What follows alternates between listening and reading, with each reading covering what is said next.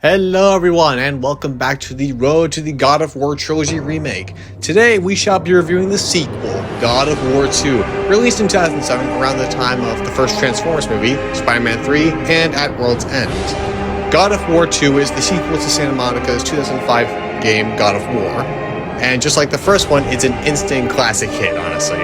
God of War 2 really does improve much more and a lot more greater, bigger, and awesome bosses, more magic abilities, more weapons, and an awesome story. So without further ado, let's get right into the story.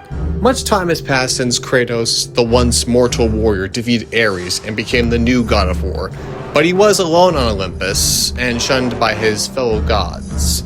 In the years since, Kratos has been at war with Greece, attacking cities all across the land with his army of Spartans, as they attack the city of Rhodes. As Kratos prepares to destroy Rhodes, Athena enters in to give Kratos a warning about the wrath of Olympus, but Kratos ignores this and starts destroying stuff in his huge form, giant form I guess you could say, until some huge eagle takes away his power and gives that power to the Colossus of Rhodes, bringing it to life, and also Kratos just shrinks down back to his normal size, and the game begins. We attack the Rhodes soldiers with the blades of Athena, and the one remaining power we have from the previous game, that being Poseidon's Rage, still overpowered as ever. We progress further as we have a few encounters with the Colossus of Rhodes until we speak with Zeus and he gives us a new weapon, the Blade of Olympus. It was this weapon that ended the Great War and defeated the Titans. Kratos makes his way to the blade and he tries to pick it up, but each time he does, it takes away pretty much all of his powers, including even the health and magic, pretty much getting us back to square one, and we eventually do get the blade and we attack the Colossus head on, and we even go inside the actual structural interior of the Colossus to break the parts holding it together. As Kratos destroys the Colossus, its hand quite literally slaps down him like a wasp. This heavily damages Kratos by a lot, and he is on the brink of death. And he tried to regain the Blade of Olympus, but the eagle flew down and it was revealed to be Zeus all along. And then Zeus strikes down Kratos and destroys his army. Kratos is then pulled into the underworld by the arms of Hades. As Kratos' memories were being played, he was then speaking to Gaia, one of the Titans, who was also the narrator in the first game and has been with Kratos throughout all his life. Gaia tells Kratos that she and the Titans will help him defeat Zeus, and she will show him the way to the Sisters of Fate, and thus Kratos awakens in the underworld, and now we escape with ease. And this has got to be one of my favorite parts. I mean, escaping hell like this is awesome. After escaping the underworld, Kratos finds the Spartan soldier still alive, and he orders him to return to Sparta, and then a Pegasus shows up, and Kratos rides the Pegasus off to the Sisters of Fate. But we get a bit of a detour that happens, and we encounter Typhon, a Titan, who traps the Pegasus under his large thumb, and we also meet Prometheus, and we must free him and set him into the fires of Olympus. And we also get Typhon's Bane, which is basically just a bow, and we free Prometheus. In the process, we also get a new ability, Rage of the Titans. A much greater improved Rage of the Gods, and a greater improvement overall. And it can also be turned on and off to be used, so yeah, we don't have to drain the whole thing, and then God knows how long we have to refill it again for the amount of times we have to attack enemies. But we also get a power boost of Rage of the Gods later on in the game, but we'll get to that later. Anyway, we use Rage of the Gods to free the Pegasus from Typhon's thumb, and we ride off to the Isle of Creation, where the Sisters of Fates are. And along the way there, we have to fight off against, I believe, what are griffins, those huge, large bird things, whatever they are. Anyway, we also have another flying enemy, and the rider has a unique weapon, but we'll collect that later as we sky down into the Fortnite map and finally reach the Isle of Creation. We make our way fighting through, obviously, waves of enemies, and we also get a flashback of how Zeus rose to power and decided to fight his father Kratos and the rest of the Titans.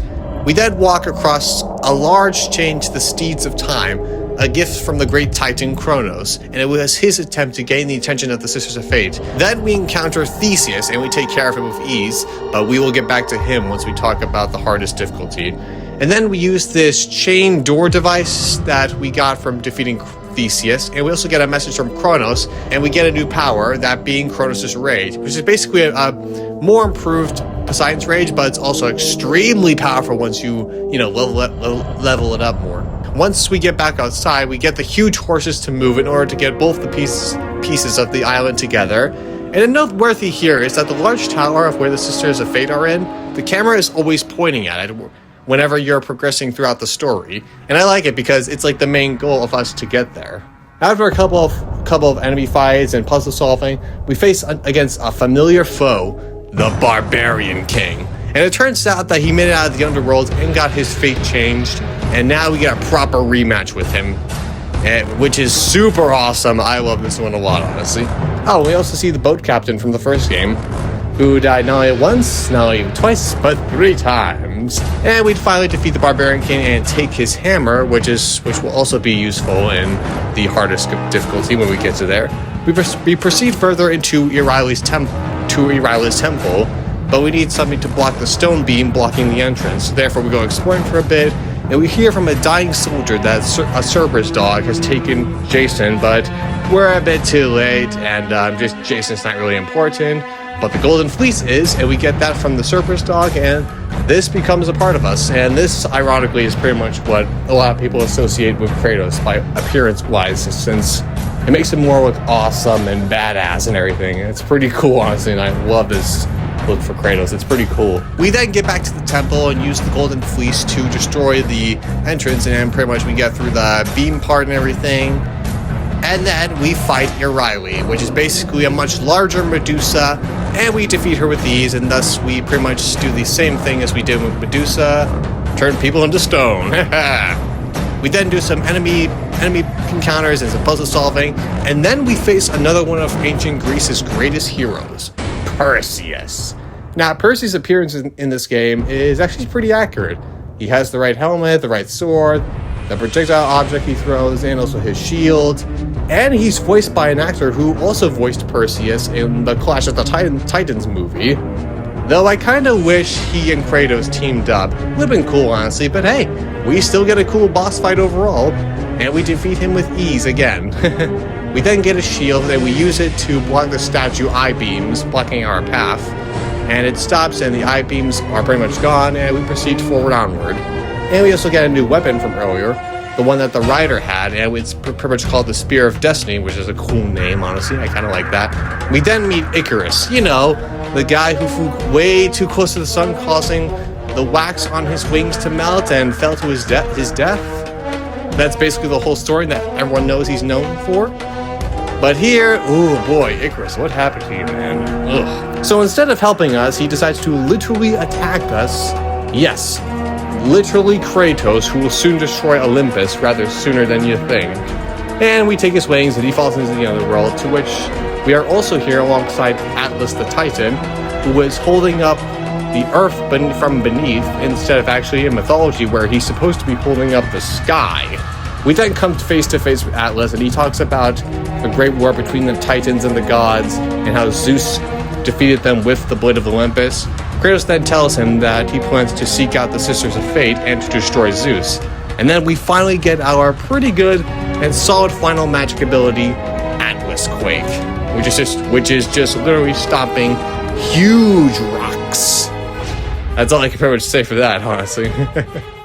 Anyway, Atlas gives us a lift back up to the surface, and we get to the Palace of the Fates by doing some puzzle solving, and we waken the Phoenix, and we also encounter the last Spartan in this dark and shadowy silhouette room, and Kratos didn't realize this until he threw the last Spartan out the window, and the last Spartan tells us that he came all this way here to change the fate of Sparta because Zeus destroyed it, and now that his wounds are fatal, Kratos is now the last Spartan, and we get this iconic scene.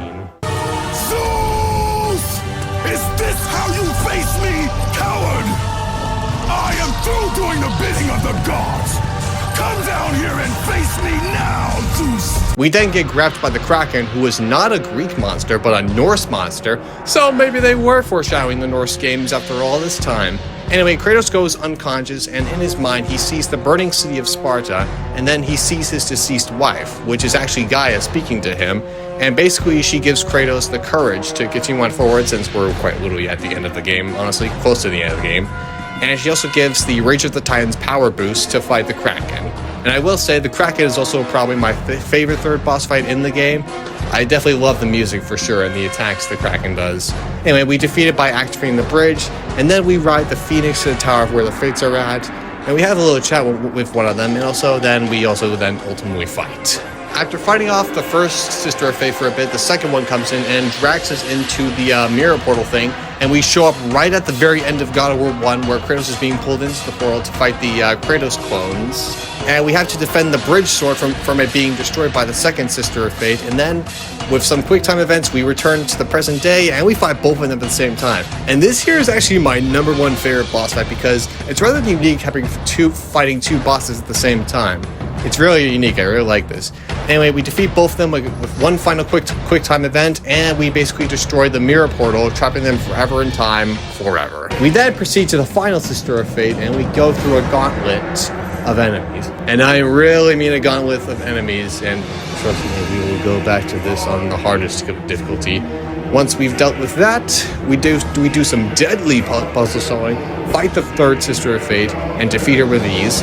And then we use the threads of time to take us where we want to go, that being the moment where Zeus betrayed Kratos, and we enter into the mirror portal and the final boss begins. And I will say, Zeus in this game is probably my second favorite boss fight, so it's very action-packed with a lot like you fighting him in this giant-sized form. And then obviously you get to fight him in his regular size form, and he even takes the Blade of Olympus away from you a couple of times.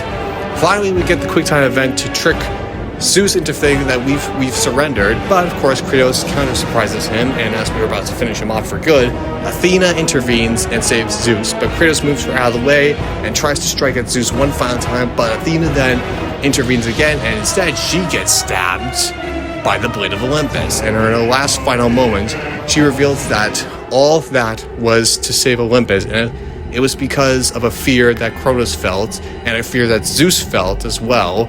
It was also revealed that Kratos is indeed the son of Zeus. With everything that's been revealed, Kratos decides to destroy all of Olympus once and for all. Thus, he travels back in time to get the Titans, and the game ends with the Titans climbing up Mount Olympus. So that's the main story. Once again, pretty good and highly improved with the combat and gameplay, especially even in the colors as well, because God of War 2 has some pretty unique color locations. So with that being said, we can enter the treasures area, and we see new challenges called the Challenges of the Titans. And there's 7 of them this time. I will say they are probably the easiest challenges, not too hard, not too difficult, though the last one might be more difficult because you do have to not get hit.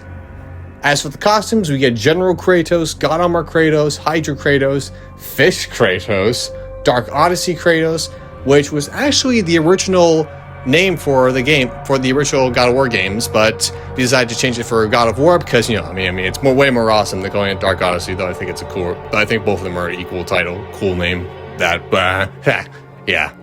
Anyway, the last two costumes are Hercules, I mean, that's actually a surprise before we actually get his real design in God of War 3, and Athena, which are both pretty cool. Although I wish they had both their own like unique voice lines in the game whenever you play them. But hey, it is what it is. Now, finally, let's talk about the hardest difficulty in the game, otherwise known as Titan mode. It goes without doubt saying that out of all the games I've played with the hardest difficulty, God of War 2's hardest difficulty is the hardest one I have ever played in my entire gaming life. While the enemies can be dealt with ease, the bosses have a whole other story to it. As far as I remember, I had no issues with the Colossus of Rhodes, though I may have failed at least like 8 times, but Theseus I failed at least 23 times, all because of some of his attacks, like the ice attacks and the projectiles he throws. The Barbarian King wasn't much of an issue. I failed at least like 6 times, but Euryale at least 12 times, and Perseus at least 27 times. For the Kraken, I would say at least 23 times as well. As for the Sisters of Fate, not so much really. I probably counted at least 2 times, and it wasn't so bad, honestly, so it might be the least of my troubles there. Now, finally, we get to the huge gauntlet of enemies. Let me tell you, this took months to beat, and I have failed this part at least 123 times. more than the fighting the Kratos clones in God of War 1. This was all because the enemies were pretty much attacking you with all they got, not to mention half of my magic abilities were like level 2, and the fact that I even managed to get the Blades of Athena to level 5 is kind of crazy there. So therefore, I would suggest using the Blades of Athena and the Barbarian King's Hammer to get through while saving magic attacks, only if needed, because you will need enough for the last part when fighting the Cyclopses. So finally, after all this time, like in December 2024, I finally bested the gauntlet of enemies, defeated the third sister of fate, and finally Zeus, thus being the hardest difficulty, and it unlocked both the Hercules and Athena costumes. So overall, God of War 2 is an awesome, action-packed, and exciting game with more awesome music, more bosses, and a revenge story, and the involvement of time travel even, which is even very surprising even for like some like ancient Greece. Thus, now this brings to God of War 3. Oh, what? You really think we were just gonna go right to God of War 3? Right then and there? Right now? Not yet! So tune in next time as we go to God of War Betrayal, aka the God of War Lost Media video game on phones. I'll see you all next time.